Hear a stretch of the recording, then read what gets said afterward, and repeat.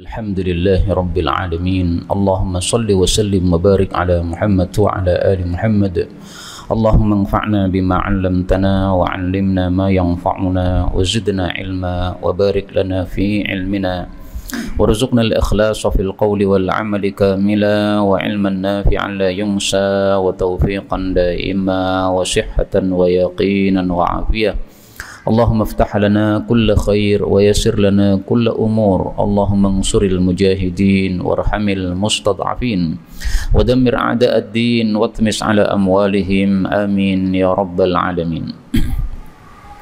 Alhamdulillah kaum muslimin rahimakumullah, kita lanjutkan tafsir Quran sehari sehalaman dan kita sudah sampai pada halaman 390 pada kisah Nabi Musa alaihi salatu wassalam, surat Al-Qasas ayat 36 sampai 43 insyaallah taala. A'udzu billahi as-sami'il 'alim minasy syaithanir rajim min hamzihi wa nafthihi wa nafthihi. فلما جاءهم موسى بآياتنا بينات قالوا ما هذا إلا سحر مفتري وما سمعنا بهذا في آبائنا الأولين وقال موسى ربي أعلم بمن جاء بالهدى من عنده ومن تكون له عاقبة الدير إنه لا يفلح الظالمون وقال فرعون يا أيها الملأ ما علمت لكم من إله غيري فأوقد لي يا هامان على الطين فاجعل لي صرحا لعلي أطلع إلى إله موسى وإني لأظنه من الكاذبين واستكبر هو وجنوده في الأرض بغير الحق وظنوا أنهم إلينا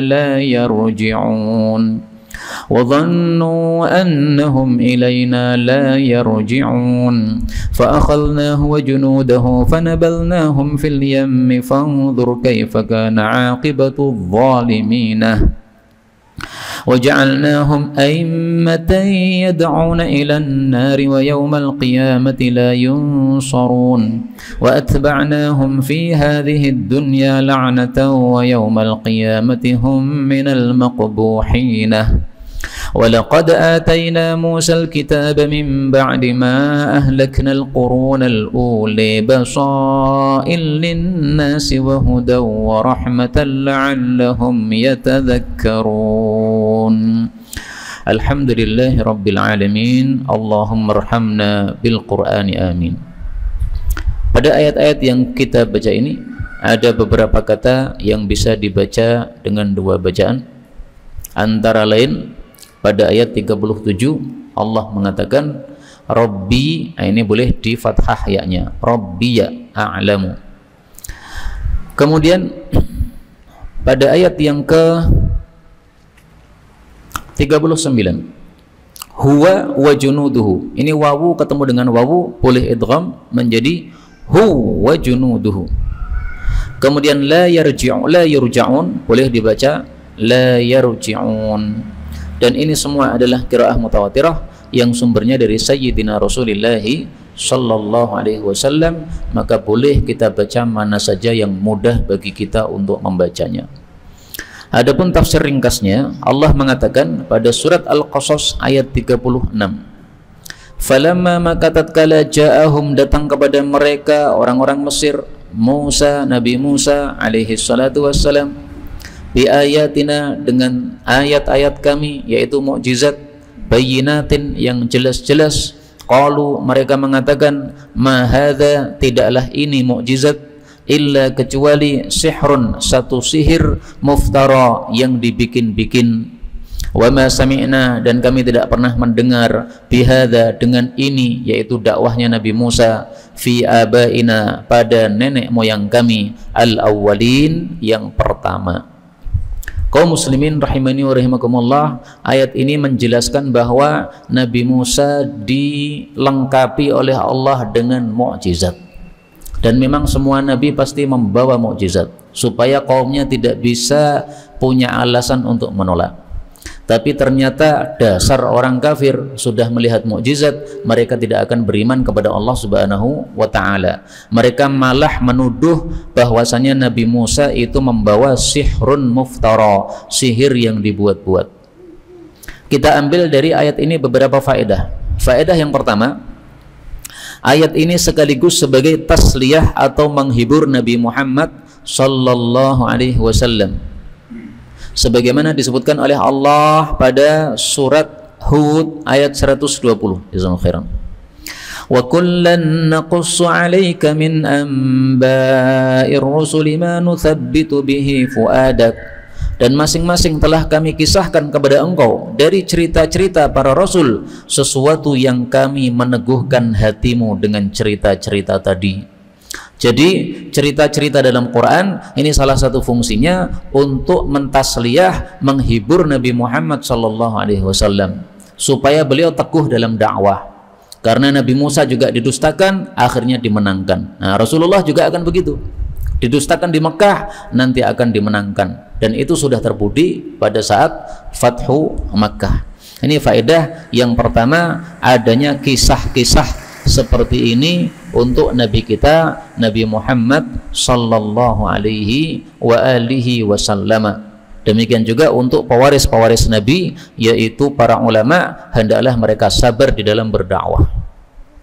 Faedah yang kedua, mukjizat itu adalah istilah ahli kalam.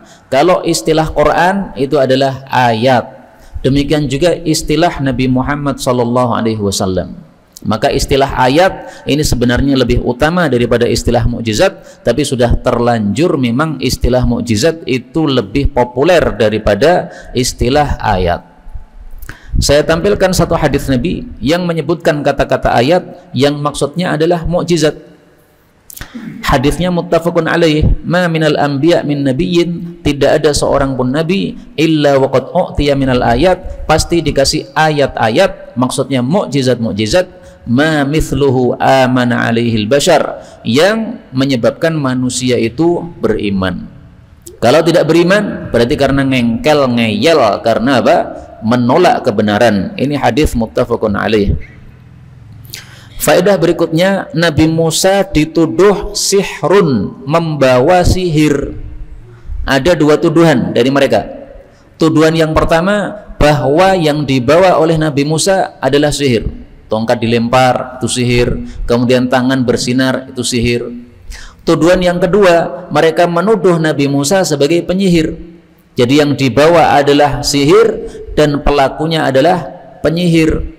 Dari mana taunya? Dari ayat yang lain. Allah Subhanahu wa taala mengatakan pada surat Al-Qasas ayat 48.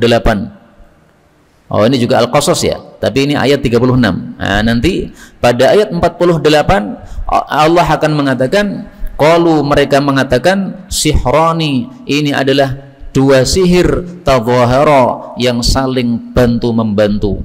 Dalam qiraah yang lain, sahirani, dua tukang sihir, tadhahara, yang saling membantu. Yang dimaksud dua tukang sihir adalah Nabi Musa dan kakaknya, yaitu Nabi Harun alaihi salatu wassalam. Nah, maka di sini sihrun ini adalah tuduhan untuk mukjizat. Adapun di sini sahirani ini adalah tuduhan untuk pembawa mukjizat, yaitu Nabi Musa dan Nabi Harun alaihi salatu wassalam. Dalam ayat-ayat yang lain kita temukan orang-orang kafir mengucapkan ucapan yang sama dengan ucapannya bala tentara Fir'aun ini.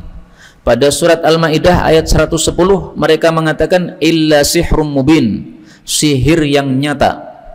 Pada surat Al-Muddathir ayat 24 mereka mengatakan illa sihru yu'thar, ini hanya sihir yang diriwayatkan, yang didapatkan dari orang-orang dulu, yaitu Al-Quran itu dianggap sihir. Nah, maka ucapan orang dulu dengan umat Nabi Muhammad sallallahu alaihi wasallam adalah sama. Jadi mereka hanya meniru saja umat-umat terdahulu, sehingga mereka pun akan dihancurkan oleh Allah Subhanahu wa taala sebagaimana umat terdahulu dihancurkan. 37. Wa qala Musa, dan berkata Nabi Musa alaihi salatu wassalam, Rabbi, pemeliharaku, a'lamu, lebih mengetahui, biman jaa, dengan orang yang datang bil huda, membawa hidayah, min indihi, dari hadapan Allah. Wa man, dan orang yang takunu lahu, akan ada baginya aqibatud dar, akibat yang baik di kampung akhirat. Jadi akibatu di sini maksudnya al-aqibah al-mahmudah, akibat yang baik. Ad-dar di sini yang dimaksud adalah darul akhirah, kampung akhirat. Akibatud dar, surga. Innahu, sesungguhnya, la yuflihu, tidak beruntung, adz-dzalimun, orang-orang yang zalim. Ayat ini menunjukkan bahwa Nabi Musa alaihi salatu wassalam setelah dituduh sebagai penyihir, maka beliau mengatakan, Allah lebih tahu siapa yang membawa hidayah. Artinya seolah-olah beliau mengatakan, saya bukan bawa sihir, tapi saya bawa hidayah. Kamu tak katakan saya bawa sihir, tapi saya sebenarnya membawa hidayah. Yang tahu adalah Allah, Rabbi a'lamu. Karena itu dari sini kita ambil pelajaran, kalau kita diejek, dituduh, tidak usah membalas menuduh, tapi kembalikan kepada Allah. Nabi Musa dituduh penyihir, beliau tidak membalas tuduhan itu, tidak membalas ejekan itu, tapi kembalikan kepada Allah. Kamu mengatakan saya tukang sihir, Allah lebih tahu siapa saya.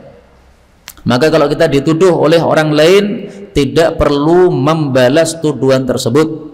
Ejekan tidak perlu dibalas ejekan tersebut, tapi cukup kita kembalikan kepada Allah. Ucapkan seperti ucapan Nabi Musa, Rabbi a'lam, Allah lebih tahu.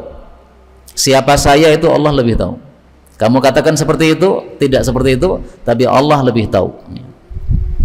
Dan ini sesuai dengan sunnah baginda Rasulullah sallallahu alaihi wasallam. Apa kata Nabi? Beliau mengatakan,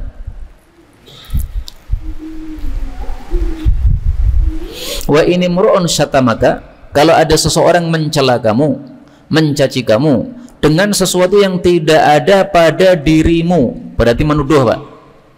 Apa kata Nabi? Fala tu'ayyirhu bi amrin huwa fi, jangan balas mencela dia meskipun dengan sesuatu yang betul-betul ada pada dirinya. Yang ada pada dirinya saja tidak boleh kita ungkapkan. Bagaimana dengan tuduhan? Lebih tidak boleh lagi. Wada'hu, biarkan dia, yakunu wabaluhu alaih, akibat buruknya menjadi tanggungan dia, wa ajruhu laka, pahalanya untuk kamu. Nah, inilah fadilahnya kalau kita tidak membalas tuduhan dengan tuduhan, tapi kita sabar, kembalikan kepada Allah Subhanahu wa taala, kita mendapatkan pahala dari Allah Subhanahu wa taala. Kemudian dari ayat ini juga kita ambil faedah bahwa nama lain dari surga itu adalah aqibatud dar, akibat yang baik di kampung akhirat. Surga namanya sangat banyak. Silahkan baca Quran dari awal sampai akhir sambil perhatikan mana yang dimaksud oleh Allah dengan surga. Nanti akan ditemukan banyak istilah untuk surga ini. Al-Husna itu surga, Darussalam itu surga, Aqibatud Dar itu surga, Uqbad Dar itu surga. Banyak sekali. Orang-orang Arab memang punya kebiasaan kalau sesuatu itu mulia maka diungkapkan dengan banyak nama. Nanti silahkan lihat pada surat Ar-Ra'du ayat 22, nah itu ada istilah Uqbad Dar, itu sama dengan Aqibatud Dar. Mudah-mudahan semua kita masuk surga tanpa hisab, tanpa azab. Amin ya rabbal alamin. Faedah berikutnya, yang dimaksud dolim, orang dolim ini maksudnya adalah orang-orang kafir. Dan sudah sering saya sampaikan betapa banyak kata-kata zalim dalam Al-Quran maknanya kafir. Dalilnya inna syirka la zulmun azim. Syirik adalah zalim yang terbesar. 38. Wa qala Fir'aun, dan berkata Fir'aun, ya ayyuhal mala', wahai para pembesar, ma'alimtu lakum, aku tidak mengetahui untuk kalian, min ilahin, sesembahan, ghairi, selain saya. Fa'auqidli, maka nyalakan untuk saya, ya Haman, wahai Haman, nama orang, alat tini, terhadap tanah, maksudnya dibakar tanahnya. Faj'alli sorhan, lalu buatlah untuk saya sorhan, istana yang tinggi atau menara yang tinggi. la'alli supaya saya ini attali'u bisa melihat ila ilahi Musa kepada Tuhannya Nabi Musa yang katanya punya Tuhan di atas langit sana. Wa ini dan sesungguhnya aku la'adhunnuhu sungguh saya menyangka Musa itu minal kadzibin termasuk orang-orang yang dusta. Kaum muslimin rahimani wa rahimakumullah, ayat ini menunjukkan sombongnya Fir'aun. Dia mengaku dirinya sebagai Tuhan. 2 kali Fir'aun mengaku sebagai Tuhan. Kalimat pertama adalah ini, ma'alimtu lakum min ilahin ghairi, saya tidak mengetahui ada Tuhan untuk kalian selain saya. Ini kalimat pertama. Kalimat yang kedua lebih ngeri lagi, disebutkan oleh Allah pada surat An-Nazi'at ayat 24. Fahasyara fanada, dia kumpulkan orang-orang lalu dia berseru. Berseru itu suaranya keras, suara tinggi. Faqala, dia mengatakan, ana rabbukumul a'la, saya adalah pemelihara kalian yang paling tinggi. Ini ucapan yang kedua, Pak. Ucapan yang pertama agak rendah, ya, mengatakan saya tidak ketahui adanya Tuhan selain saya. Artinya mungkin ada Tuhan lain tapi saya nggak tahu. Tapi setelah itu dia lebih sombong lagi, dia mengatakan saya Tuhanmu paling tinggi. Makanya Allah mengatakan fa akhadahullah, Allah siksa dia nakalal akhirah, untuk siksaan ucapan yang terakhir, wal ula, dan ucapan yang pertama. Ucapan yang pertama yang tadi pada surat Al-Qasas, ucapan yang terakhir yang ini, ana rabbukumul a'la. Meskipun ada juga yang menafsirkan al-akhirah ini akhirat, al-ula ini dunia, berarti siksaannya 2 kali. Di dunia ditenggelamkan, di akhirat dimasukkan ke dalam neraka. Ada 2 tafsiran untuk kata-kata ini. Kemudian di sini Fir'aun mengatakan, nyalakanlah untuk saya wahai Haman pada tanah. Maksudnya buatlah batu bata. Batu bata kan dibakar dulu, Pak, supaya keras. Setelah itu dibuat bangunan. Kalau sudah ada bangunan tinggi, menara tinggi, saya ingin naik paling atas sana, katanya ada Tuhan di atas langit. Mana? Saya buktikan. Kalau sampai atas saya tidak melihat siapa-siapa, berarti la'adhunnuhu minal kadzibin. Berarti si Musa itu bohong saja, dusta saja. Dari sini kita ambil beberapa faedah, Pak. Faedah yang pertama, ini ada nama Haman. Haman ini adalah wazirnya Fir'aun. Fir'aun orang jelek, Haman dekat-dekat dengan orang jelek, ikutan jelek, akhirnya namanya diabadikan dalam Quran. Karena itu jangan dekat-dekat sama orang jelek, nanti akan ketularan jeleknya. Rasul sallallahu alaihi wasallam bersabda tentang wazir atau pembantu yang baik dan pembantu yang buruk. Idza aradallahu bil amiri khaira, kalau Allah menghendaki pemimpin itu baik, ja'ala lahu wazira sidqin, Allah siapkan untuknya wazir yang baik. Kalau si pemimpin ini lupa, diingatkan oleh si wazir. Kalau si pemimpin ini ingat, dibantu oleh si wazir. Tapi kalau Allah menghendaki kejelekan kepada pemimpin tadi, Allah jadikan untuknya wazir su'in, wazir yang jelek, yang jahat. Kalau si pemimpin lupa, tidak akan diingatkan. Kalau dia ingat, tidak akan dibantu. Ini hadis riwayat Abu Dawud, derajatnya sahih. Nah, Haman ini termasuk wazira syarrin, atau istilah Nabi tadi wazira su'in, wazir atau pembantu yang buruk. Ini tidak hanya untuk pemimpin, Pak, termasuk pemimpin kecil, keluarga, ya. Kalau Allah menghendaki seorang kepala keluarga itu baik, disiapi oleh Allah istri yang baik. Kalau Allah kehendaki dia jelek, disiapi oleh Allah istri yang jelek. Akhirnya sama-sama berbuat jelek. Na'udzubillahi min syarri dzalik. Faedah berikutnya, dalam ayat ini disebutkan, tolong buatkan saya menara tinggi supaya saya melihat kepada Nabi Musa. Ini menurut para ulama menunjukkan bahwa Nabi Musa sudah pernah menjelaskan kepada Fir'aun bahwasanya Allah itu fis sama, di atas langit. Karena itu istilah bahwasanya Allah di atas langit itu adalah istilahnya para nabi-nabi terdahulu. Tidak hanya istilah yang dibawa oleh Nabi Muhammad sallallahu alaihi wasallam. Sehingga terus terang saya tidak setuju dengan kelompok Asy'ariyah yang mereka mengingkari istilah Allah fis sama, Allah di atas langit. Oh, ini istilahnya para nabi. Ini buktinya nih. Sampai-sampai Fir'aun mengatakan, buatkan menara tinggi, mau saya lihat. Katanya ada Allah di atas langit sana. Ini kalau dilanjutkan seperti itu kalimatnya. Tidak mungkin dia minta menara tinggi kecuali kalau Nabi Musa sudah menjelaskan kepada dia ada Allah fis sama, di atas langit. Dan Rasul Shallallahu Alaihi Wasallam tanya kepada seorang budak perempuan, Aina Allah, di mana Allah? Dijawab oleh si budak perempuan, fis sama, di atas langit. Maka Rasulullah bersabda, ini budak beriman, silahkan dimerdekakan. Makanya Imam Zahabi mengatakan hadis itu menunjukkan dua hal. Pertama, bolehnya bertanya Aina Allah, di mana Allah, karena Rasulullah bertanya. Kemudian bolehnya mengatakan Allah fis sama, Allah di atas langit. Kalau itu salah, Nabi akan menegur, jangan ngomong begitu. Ternyata Nabi membiarkan dia mengatakan Allah fis sama, di atas langit. Tidak seperti orang-orang sesat mengatakan Allah itu di mana-mana. Enggak benar. Allah itu di atas langit. Nah, dan ini salah satu dalilnya. Maka yang dimaksud di sini, saya mengira Musa itu termasuk orang-orang yang dusta, yaitu dusta dalam tiga hal. Dusta pertama, katanya ada Tuhan di atas langit.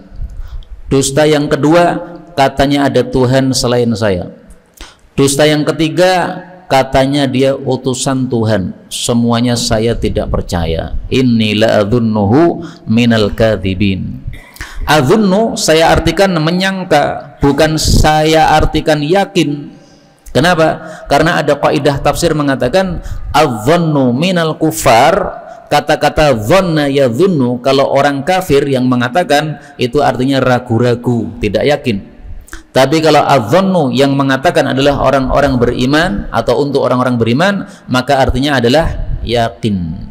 Jadi kata-kata adh-dhannu ini bisa diartikan yakin, bisa diartikan menyangka atau ragu-ragu. Saya tampilkan kata-kata yadhunnu dengan arti yakin. Ini untuk orang-orang beriman. Surat Al-Baqarah ayat 46. Alladzina, orang-orang yang yadhunnuna, mereka yakin annahum mulaqu rabbihim, akan berjumpa dengan Allah Subhanahu wa taala. Kenapa di sini yadhunnu diartikan yakin? Kenapa tidak diartikan menyangka seperti yang tadi? Karena di sini dari orang-orang beriman. Nah, ini kaidahnya perlu dihafalkan. Dhanna dari orang beriman yakin. Dhanna dari orang kafir ragu-ragu atau menyangka saja. 39.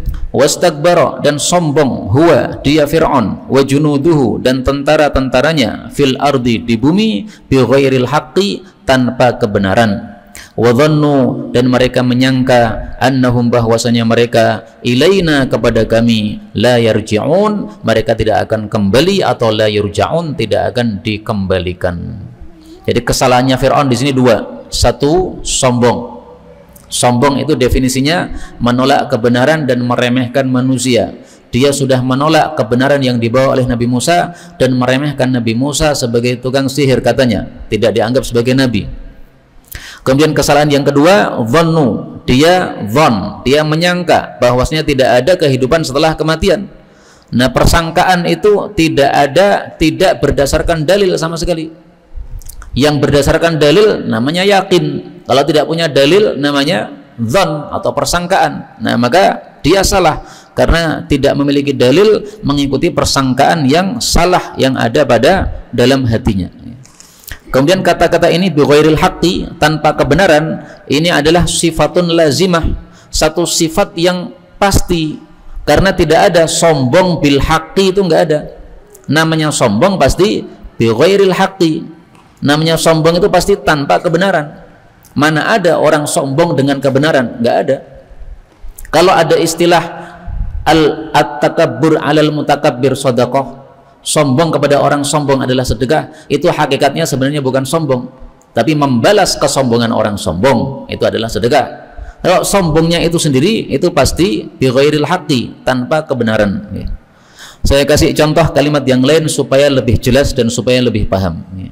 Allah mengatakan pada surat Al-Baqarah ayat 61 bahwasanya orang-orang Yahudi yaqtulunan nabiyyin, membunuh nabi-nabi, bi ghairil haqqi, tanpa kebenaran.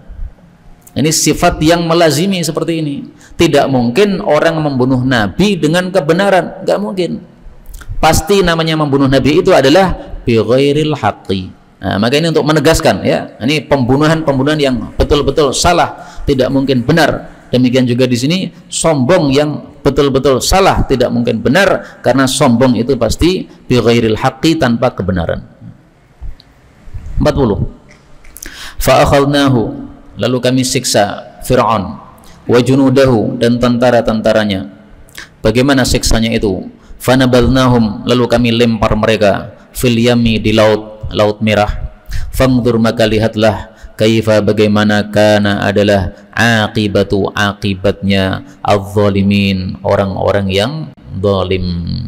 Ini menunjukkan bahwasanya Allah Subhanahu wa taala akhirnya menolong Nabi Musa dengan menyelamatkan dari kejaran Fir'aun, dengan ditenggelamnya Fir'aun pada Laut Merah yang sudah kita jelaskan pada ayat-ayat sebelumnya. Nah, di sini saya teringat satu hadis tentang malaikat Jibril alaihi salatu wassalam.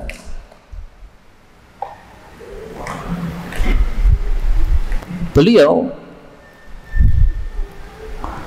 menceritakan bagaimana kasusnya Fir'aun ketika akan ditenggelamkan oleh Allah Subhanahu wa ta'ala.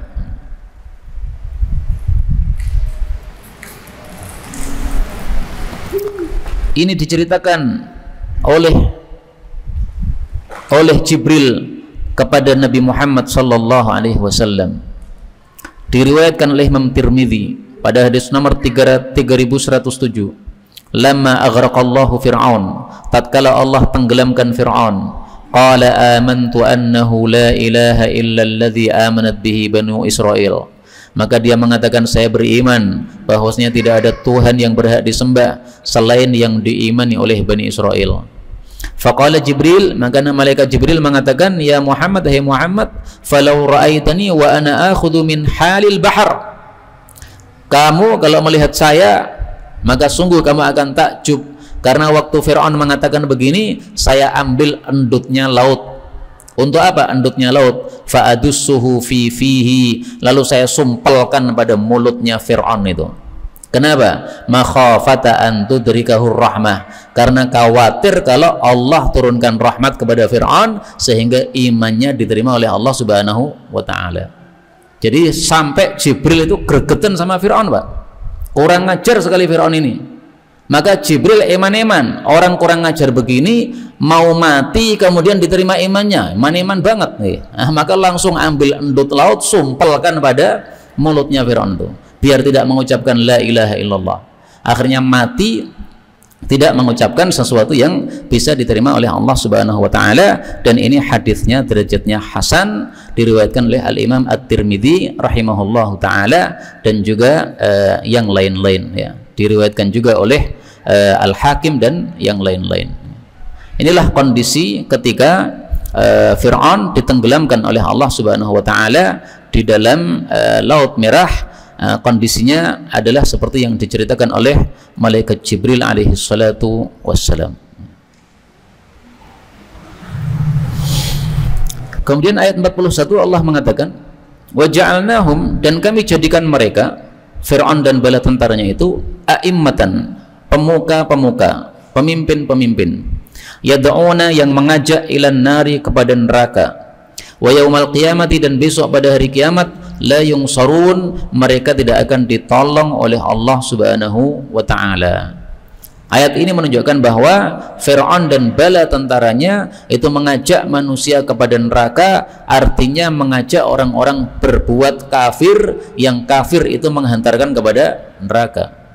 Maka di sini kita ambil pelajaran, jangan sampai kita mengajak orang kepada keburukan, karena mengajak orang kepada keburukan itu mirip sifatnya Fir'aun dan bala tentaranya. Orang beriman harus memiliki sifat yang sebaliknya, ajak kepada kebaikan. Maka takmir masjid, mengadakan tadarusan di masjid, ini termasuk mengajak kebaikan. Takmir masjid, mengadakan kajian, ini termasuk mengajak kepada kebaikan. Takmir masjid, mengadakan jenguk orang sakit secara berjamaah setelah salat jamaah untuk mendoakan supaya doanya lebih mustajab, ini mengajak kepada kebaikan. Nah, menyerupai menyelisihi apa yang dilakukan oleh Fir'aun dan orang-orang kafir ini. Kemudian yang dimaksud di sini la yungsarun, tidak akan ditolong, itu maksudnya tidak akan ditolong dari neraka, dengan kata lain dia akan kekal di dalam neraka. Dan inilah bedanya orang beriman dan orang kafir. Kalau orang kafir masuk neraka kekal, nggak ada yang menolong. Kalau orang beriman masuk neraka nanti akan ditolong oleh Allah sehingga mendapatkan syafaat, akhirnya masuk surga. Tapi masalah ini jangan disampaikan kepada orang-orang Islam yang fasik-fasik, yang suka meninggalkan sholat. Nggak apa-apa meninggalkan sholat, yang penting Islam, nanti pasti akan masuk surga. Jangan. Ilmu disampaikan kepada tempatnya. Kalau tidak disampaikan ke tempatnya, nanti malah merusak. Rasulullah menyampaikan hadis bahwasanya man qala la ilaha illallah, siapa mengucapkan la ilaha illallah dakhalal jannah, pasti masuk surga. Ketika hadis ini akan disampaikan oleh Abu Hurairah kepada manusia banyak, maka Sayyidina Umar mengatakan, "La, jangan disampaikan. Itu orang-orang kalau disampaikan hadis seperti ini nanti santai-santai, nggak mau beramal. Yang penting saya sudah la ilaha illallah, nggak usah sholat, nggak usah jihad, nggak usah puasa." Nah, akhirnya bersantai-santai. Oleh Rasulullah perkataan Sayyidina Umar dibenarkan. Benar kata Umar.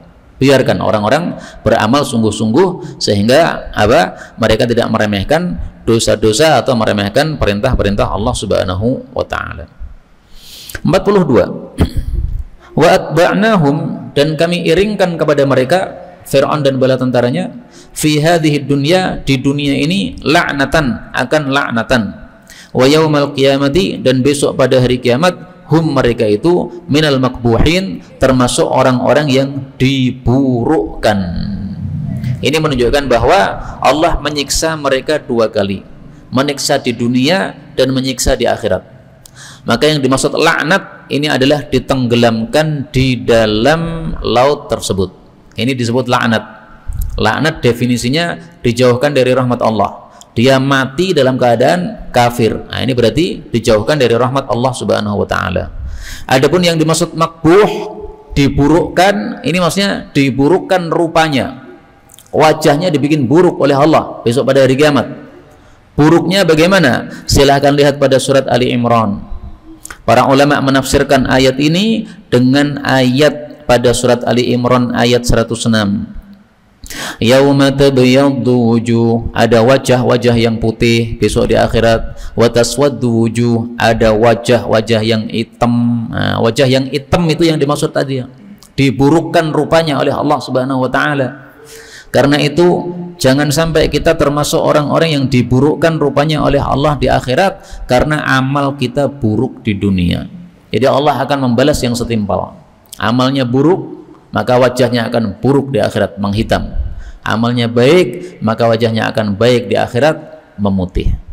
Salah satu penyebab wajah kita nanti akan putih ceria adalah sebagaimana sabda Nabi sallallahu alaihi wasallam.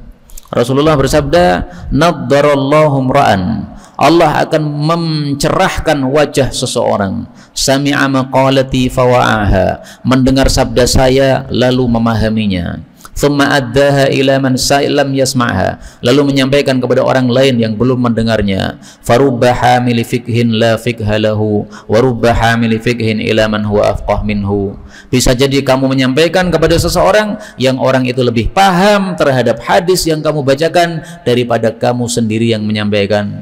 Maka ini hasungan untuk menyampaikan hadis Nabi SAW. Kita mungkin pahamnya satu, orang yang mendengar pahamnya dua, atau kita mungkin hanya paham tapi tidak praktik. Orang yang mendengar paham plus praktik. Nah, maka ada faedahnya menyampaikan itu. Dan ini menyebabkan wajahnya nanti di akhirat cerah, menyampaikan hadis Nabi SAW. Dan inilah hadis yang saya jadikan pedoman untuk menyebarkan hadis Nabi setiap hari satu hadis. Atau kalau tidak nemu hadis yang baru, ya berarti setiap hari satu ilmu disebarkan. Ini gara-gara hadis ini, Pak. Dan ini sudah saya lakukan alhamdulillah sejak dulu setelah saya lulus dari pesantren tahun 2006 lulusnya sampai sekarang 2024. Nah, maka hampir 20 tahun. Satu hari satu hadis. Silahkan panjenengan menyampaikan hadis-hadis Nabi SAW. Insya Allah nanti wajahnya akan cerah di akhirat. Semoga semua kita masuk surga tanpa hisab, tanpa adab. Amin ya rabbal alamin. Ayat terakhir. Walaqad dan sungguh-sungguh ataina telah kami berikan Musa kepada Nabi Musa al-kitaba, kitab itu. Mim ba'di setelah ahlakna kami hancurkan al-qurunal ula, generasi-generasi pertama. Kitab itu untuk apa? Basaira, untuk melihat, untuk teropong, linnasi, bagi manusia, wahudan, dan untuk petunjuk, warahmatan, dan untuk rahmat, la'allahum, supaya mereka itu yatadzakkarun, mengambil pelajaran. Kaum muslimin rahimani wa rahimakumullah, ayat ini menunjukkan bahwa Nabi Musa alaihi salatu wassalam mendapatkan wahyu kitab Taurat untuk umat Nabi Musa alaihi salatu wassalam. Maka yang dimaksud Alkitab ini adalah kitab Taurat. Sebagaimana semua kita tahu bahwa kitabnya Nabi Musa adalah kitab Taurat. Yang dimaksud linnas, untuk manusia, ini adalah kaumnya Nabi Musa alaihi salatu wassalam. Sebagaimana kita tahu setiap nabi hanya diutus kepada kaumnya masing-masing, kecuali Nabi Muhammad sallallahu alaihi wasallam. Maka linnas di sini untuk manusia, yaitu untuk manusia umatnya Nabi Musa, bukan untuk kita. Jangan salah paham, basaira linnas berarti kita termasuk manusia, berarti kita pakai kitab Taurat. Enggak bisa. Karena kalau dipahami seperti itu nanti bertentangan dengan sabda Rasulullah sallallahu alaihi wasallam. Apa kata Nabi tentang kitab Taurat atau tentang Nabi Musa? Beliau mengatakan, "Lau nazala Musa", andai Nabi Musa turun, "fattaba'tumu", lalu kalian ikut Nabi Musa, "wa taraktumuni", kalian tinggalkan saya, "la dhalaltum", kalian sesat semuanya. Jadi ngikuti Taurat sesat. Kenapa? Sudah tidak berlaku. Itu berlakunya untuk umat Nabi Musa. Nah, sekarang umat akhir zaman ini umatnya Nabi Muhammad sallallahu alaihi wasallam, ngikuti Nabi Muhammad, Quran. Beliau mengatakan, "Ana hadzukum", saya ini nabi yang menjadi jatah untuk kalian. "Wa antum hadzi", kamu itu adalah umat yang menjadi jatah untuk saya. Jadi kamu itu, yaitu semua manusia akhir zaman ini jatahnya Nabi Muhammad sallallahu alaihi wasallam. Kalau ngambil selain hidayahnya Nabi, sesat. Sehingga orang-orang Yahudi, orang-orang Nasrani itu sesat semuanya karena tidak mau mengikuti hadis Nabi atau petunjuk Nabi Muhammad sallallahu alaihi wasallam. Nah, itulah sebabnya kata-kata manusia di sini ini harus dipahami, yaitu ini umat Nabi Musa alaihi salatu wassalam saja, bukan untuk seluruh manusia. Yang dimaksud di sini al-qurunal ula, generasi-generasi pertama, maksudnya generasi-generasi umat nabi-nabi sebelum Nabi Musa. Ada Nabi Nuh, ada Nabi Hud, ada Nabi Saleh, dan yang lain-lain. Nah, itu disebut al-qurunal ula. Disebut pertama kenapa? Karena sebelum Nabi Musa alaihissalatu wassalam. Karena itu kalau ada istilah an-nubuwah al-ula, kenabian pertama, itu maksudnya semua kenabian sebelum Nabi Muhammad sallallahu alaihi wasallam. Sama dengan di sini al-qurunal ula, generasi pertama, yaitu generasi sebelum Nabi Musa, karena ini kisahnya Nabi Musa alaihi salatu wasallam. Saya tampilkan hadis yang menyebutkan istilah an-nubuwah al-ula. Rasulullah sallallahu alaihi wasallam bersabda, "Akhiru ma adrakan nas", yang terakhir yang didapati oleh manusia, min kalamin nubuwatil ula, dari ucapan nabi-nabi pertama, itu adalah idza lam tastahi fasna' ma syi'ta, kalau kamu tidak punya malu silahkan lakukan apapun yang kamu mau. Ini hadis riwayat Ibnu Asakir, derajatnya sahih. Nah, yang dimaksud an-nubuwatil ula, kenabian yang pertama, semua kenabian sebelum Nabi Muhammad sallallahu alaihi wasallam. Ada 124.000 nabi. Nah, semua itu sebelum Nabi Muhammad sallallahu alaihi wasallam disebut an-nubuwatil ula. Sejak Nabi Adam sampai nabi terakhir sebelum Nabi Muhammad sallallahu alaihi wasallam. Ini yang dapat kita sampaikan, betulnya dari Allah Ta'ala. Kalaupun ada salahnya, fa astaghfirullahal azim li wa lakum walhamdulillahi rabbil alamin.